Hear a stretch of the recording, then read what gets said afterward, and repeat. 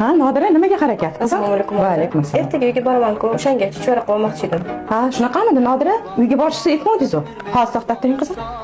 Nodira, Labi qizim, oshxonada ustida chuchvara qilib nima qilasiz? Undan ko'ra, mana bu pulni oling-da, bir tog'ora shashlik qilib, maza qilib borib keling uyingizga. rahmat oyijon. Oyijon, men ketdim uyga. Voy Nodira, shu kiyimda ketyapsizmi, qizim?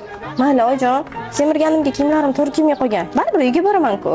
Bering menga narsalaringizni. Nimaga menga shu narsalarni aytmaysiz-a? Menga qo'ying narsalaringizni. Hozir uyga borsangiz, oyi sizni shu ahvolda ko'rsalar, nima deb o'ylaylar? Yuring, hozirchi menga savdogar chiqib kelamiz. O'sha yerdan xohlagan qo'yinlaringizni olasiz.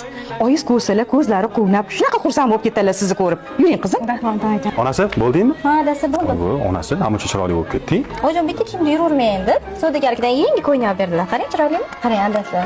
Xudodan qaynonam yaxshi bo'lsin deb so'ragan edim. Qaynona emas, qaynona Pro Max uchraganda.